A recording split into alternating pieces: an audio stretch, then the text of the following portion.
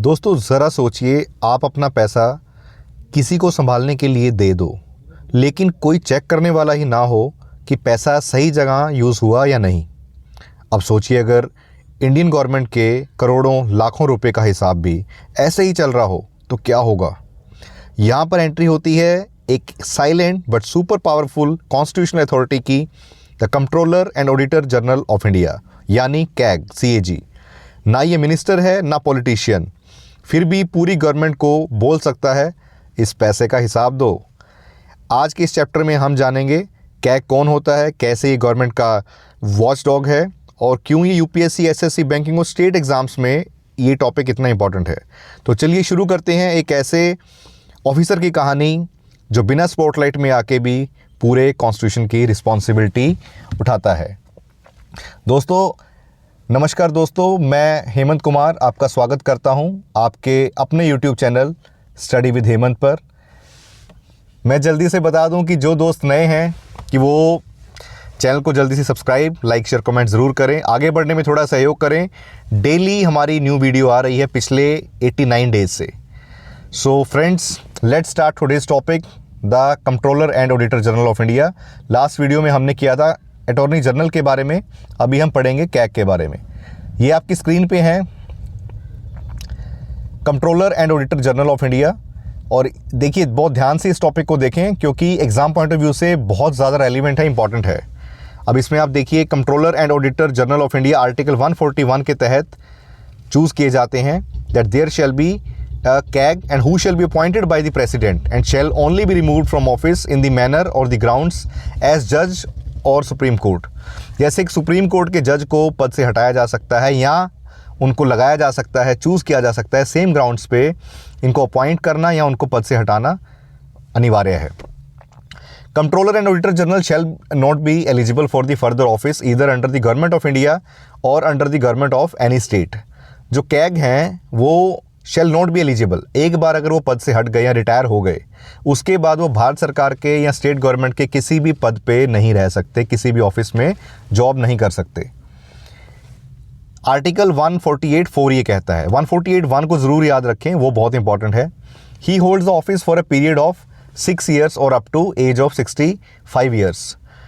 ये 6 साल तक पद पे रह सकते हैं या 65 ईयर्स, दोनों में से जो भी जल्दी होगा। मान लीजिए 65 साल की उम्र पहले हो गई और अभी 6 साल पूरे नहीं हुए तो भी रिटायर हो जाएंगे, या 6 साल पूरे हो गए हैं अभी 65 ईयर्स कंप्लीट नहीं हुए, ठीक है, तो भी वो पद से हटा दिए जाएंगे, उनका टेन्योर खत्म हो गया। He can be removed by the president on the basis of a resolution passed to that effect by the both houses of the parliament with the special majority. इनको कैसे रिमूव किया जा सकता है? राष्ट्रपति के द्वारा, एक ऐसे रेजोल्यूशन के द्वारा जो कि पास किया जाए दोनों हाउसेज से with the special majority, either on the grounds of the proved misbehaviour और इनकैपेसिटी। वो ग्राउंड्स क्या होंगे आधार जिनके बेसिस पे इनको हटाया जा सकता है? वो है दो ही, या मिसबिहेवियर या मिसबिहेव करें। मिसबिहेव मतलब क्या? सदन में खड़े होकर गाली गलौज कर दें, कहाँ भी पैसा कहाँ है, तुम्हार माँ का साकिन नाका, ऐसा बोलें बिहारी में, भोजपुरी में। ऐसा नहीं है, वो मिसबिहेवियर का एक लंबा चौड़ा डिटेल्ड कॉन्सेप्ट है कॉन्स्टिट्यूशन के अकॉर्डिंग। लेकिन आप इस चीज़ को समझ के रखें। और इनकैपेसिटी मतलब अपनी कैपेसिटी से बाहर जाके, अपने पद के ज्यूरिसडिक्शन से बाहर जाके काम करें, और ये चीज़ें प्रूव्ड होनी चाहिए। ऐसा नहीं किसी ने बोला और हो गया, ये चीज़ें, ये ग्राउंड्स प्रूव्ड होने चाहिए, तभी ऐसा मुमकिन है कि उनको पद से हटाया जा सके। बहुत इंपॉर्टेंट पोस्ट है। He is the guardian of the public purse. भाई पब्लिक का बटुआ, जो आपने उस अभी पुरानी फोटो में देखा, मैं दोबारा दिखाता हूँ आपको, बहुत इंटरेस्टिंग कॉन्सेप्ट के साथ आपको क्लैरिटी होगी। Guardian of the public purse, ये पीछे जो बटुआ देख रहे हैं, इतना बड़ा खजाना, ये पब्लिक पर्स है, ये गुल्लक है सारी जनता की, देश का पैसा है। अब इस पैसे को मंत्री हैं, MPs हैं, अपने अपने डिपार्टमेंट के अलग अलग मिनिस्टर्स हैं, वो कैसे खर्च करते हैं, अलग अलग जो भी सरकारी डिपार्टमेंट्स हैं वो इस पैसे का इस्तेमाल कैसे करते हैं देश के विकास के लिए, खर्चों के लिए, तो उस सब का हिसाब किताब, लेखा जोखा कौन लेंगे? ये भाई साहब लेंगे। जैसे वो सारे लाइन में खड़े हैं, ये ना मंत्री ना संसद, ठीक है जी, फिर भी सबका एक एक बंदे का लेखा जोखा ले सकते हैं, इतनी पावर है कैग के अंदर। अब चलते हैं आगे। तो जो कैग का कॉन्सेप्ट है, ये इंडियन डेमोक्रेसी का एक बड़ा पिलर है। क्योंकि भाई पैसा ही सब कुछ है, पैसे से ही गवर्नमेंट चलती है, पैसे से ही सारा देश चलता है। और उसका लेखा जोखा अगर नहीं होगा तो पैसा कहाँ गया, किसने खर्चा, पैसे के पीछे तो भाई घर में भी झगड़े हो जाते हैं, बाप बड़ा ना भैया, सबसे बड़ा रुपया। तो इसलिए ही is the guardian of the public purse and control the entire financial system of the countries at both the levels, the center and state। तो ये फाइनेंशियल सिस्टम को पूरा कंट्रोल करते हैं एट द बोथ लेवल्स, चाहे centre है या state है। He is called as the eye and ear, आँख और कान, देखते भी हैं और सुनते भी हैं कहाँ क्या चल रहा है, ठीक है। Of the public accounts committee, किसका पब्लिक अकाउंट्स कमेटी, जो सारा लेखा जोखा लगाती है, कहाँ पैसा गया है, क्या किसको कितने फंड्स दिए गए हैं, उसके आँख और कान हैं ये CAG. He submits his audit reports relating to the accounts of the center to the president, who shall in turn place them before the houses of parliament। 151 article ये कहता है कि वो अपनी रिपोर्ट है जो ऑडिट की, जितना भी उन्होंने ऑडिट किया उसकी रिपोर्ट्स हैं अकाउंट्स रिलेटेड, वो सारी की सारी जो सेंटर की हैं वो राष्ट्रपति को सौंपेंगे in term before the both houses of. Finally वो दोनों रिपोर्ट्स राष्ट्रपति के द्वारा दोनों हाउसेज के आगे रखी जाएंगी पार्लियामेंट में। आर्टिकल 151 ये कहता है, he submits his audit report related to the accounts of the state to the governor, who shall in turn place them before the state legislature.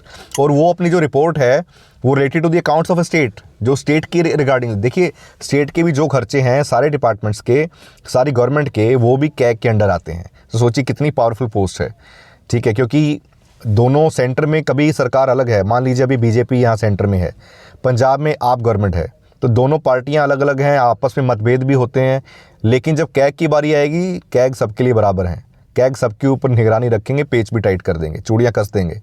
तो और कैग के मैटर में वो गवर्नर को सौंपेंगे और गवर्नर स्टेट लेजिस्लेचर के आगे रखेंगे उनके हाउसेस के अंदर, जहाँ पे विधानसभा के लिए है तो विधानसभा में, जहाँ दोनों हाउसेस है, लोअर हाउस मतलब legislative assembly, upper house legislative council, दोनों हाउसेस में रखा जाएगा। डॉक्टर BR अम्बेडकर ने कहा है, CAG shall be most important officer under the constitution of India. Bhimrao Ambedkar ji ने कहा कि जो कैग हैं भारत के सबसे इंपॉर्टेंट ऑफिसर होने चाहिए। कंट्रोलर एंड ऑडिटर जनरल्स, उसकी duties, powers and conditions of services act, ये लागू हुआ 1971 में। ध्यान में रखें, बहुत इंपॉर्टेंट है कि कैग की जो ड्यूटीज़ आती हैं, ड्यूटीज़, पावर्स एंड वो कौन से एक्ट में, 1971 का एक्ट है। This act was amended in the 1976, 1976 में ये हुआ, for the separation of accounts from the audit, accounts को ऑडिट से अलग किया जाए। कैग सबमिट्स करते हैं 3 तरह की रिपोर्ट टू द प्रेसिडेंट, एक तो audit report on the appropriation accounts, एक करते हैं audit reports on the finance accounts, appropriation की जो सेटलमेंट किए जाते हैं, कहाँ से क्या खर्चा हुआ, और ऑडिट रिपोर्ट्स किसकी, फाइनेंस अकाउंट्स की, जिससे पैसे का लेन देन हुआ, फाइनेंस के अकाउंट्स हैं। And audit reports on the public undertaking, जितनी भी सरकारी उपक्रम है भारत सरकार के, पब्लिक सेक्टर अंडरटेकिंग्स, ठीक है, जैसे कि जितने बैंक्स हैं उनके आगे लिखा होता है PSU, BSNL है, गवर्नमेंट ऑफ इंडिया अंडरटेकिंग, उसको कहते हैं PSU, जिसमें गवर्नमेंट की कुछ भागीदारी है, कुछ स्टेक है। डिपार्टमेंट क्या हो गया, जो पूरी तरह से जिसमें पूरा स्टेक स्टेट सेंट्रल गवर्नमेंट का है, वो सीधा डिपार्टमेंट के अंडर आते हैं, डिपार्टमेंट भारत सरकार के अंडर आते हैं। और ये भारत सरकार का एक उपक्रम है, उपक्रम मतलब एक इंटरप्राइज है, उसमें कुछ हिस्सा भारत सरकार ने इन्वेस्ट किया है। तो ये डिफरेंस है, जब कह दें कि भाई हम वो टोटली जो पब्लिक सेक्टर अंडरटेकिंग, वो पूरी सरकारी कर्मचारी भी नहीं बनते और वो प्राइवेट भी नहीं है, एक तरह कॉर्पोरेट कल्चर बन जाता है।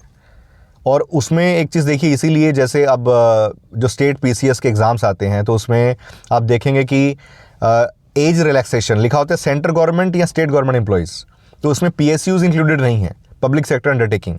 ये इंपॉर्टेंट जानकारी दूं आपको। इसीलिए बैंक के जो भी एम्प्लॉयज़ होंगे, किसी ने बैंक PO ज्वाइन किया और वो बैंक की जॉब कर रहे हैं, अब उनकी उम्र हो चुकी है करते करते, लेकिन PCS का मन है देने का, लेकिन उनको वो एज रिलैक्सेशन नौकरी के कारण नहीं मिलेगी। यही अगर किसी ने SSC CGL दिया है और उसके द्वारा उन्होंने ज्वाइन किया था एज ए इंस्पेक्टर या असिस्टेंट, उनको रिलैक्सेशन मिलेगी, क्योंकि CGL के अंडर जो भी आते हैं वो सारे डिपार्टमेंट्स हैं, एक्साइज है, इनकम टैक्स है, इंटेलिजेंस ब्यूरो है, ये सारे के सारे। अब चलिए दोस्तों आगे, साथ में कुछ मज़ेदार इन्फॉर्मेशन जो आपको दी अभी, अगर काम की लगी तो कमेंट्स में ज़रूर बताएं, सो दैट मैं ऐसी ऐसी छोटी छोटी चीज़ों के शॉर्ट्स बना के आपको बहुत सारी रेलिवेंट इन्फॉर्मेशन शॉर्ट टाइम में दे सकूं। The president lays these reports before the houses of parliament, राष्ट्रपति ये रिपोर्ट्स किसके आगे रखते हैं, पार्लियामेंट के आगे। After this public accounts committee examine करती है उन्हें and reports its findings to the parliament, फिर पब्लिक अकाउंट्स कमेटी उनको चेक करती है और सारी की सारी वो रिपोर्ट सबमिट करती है पार्लियामेंट को। So this was all about the CAG, controller and auditor general of India. अब दोस्तों थोड़े से क्वेश्चन करते हैं क्विकली और फिर आज का दी एंड करेंगे वीडियो का। Question number 1, first one of our this session. This video you can consider part 2 of our chapter, that is Attorney General and Comptroller Auditor General of India. Question number 1, who advises the government of India on the legal matters? Legal matters जो कानूनी मसले हैं उसके ऊपर भारत सरकार को कौन सलाह देता है, एडवाइस देता है? A. Attorney general, B. Chief justice of supreme court, C. Chairman of law commission, D. None of them. Very well, जिसने पुरानी वीडियो देखी है इससे पिछले वाली, उसमें मैंने अटॉर्नी जनरल एक्सप्लेन किया है, तो जिन दोस्तों ने नहीं देखी ज़रूर देख लें. इन क्वेश्चंस को आप खुद ही आंसर कर देंगे बहुत आसानी से. ऐसे ही मैंने क्लैरिटी के साथ एक्सप्लेन किया आपको. ये बिहार पीसीएस 2000 में आया था question, and answer is attorney general. Article number 76, very very important, याद कर लें इसे. This is relevant for your exam. It shall be the duty of attorney general, उसकी ड्यूटी है अटॉर्नी जनरल की कि एडवाइस करे गवर्नमेंट ऑफ इंडिया को लीगल मैटर्स पे, and to perform such other duties on of the legal character. कोई भी duties हैं जो लीगल करेक्टर की हैं, कानूनी टाइप की हैं, वो उसे परफॉर्म करें. The attorney general is the first law officer of the government of India. The attorney general है, फर्स्ट लॉ ऑफिसर है गवर्नमेंट का. The president shall appoint a person who is qualified to be a judge of the Supreme Court to be Attorney General of India. राष्ट्रपति किसे appoint करेंगे? जो इंसान supreme court का जज बनने के लिए क्वालिफाई करता हो, उसी इंसान को राष्ट्रपति अटॉर्नी जनरल बना सकते हैं. I hope I am very much clear. Question number 2, who among the following holds his or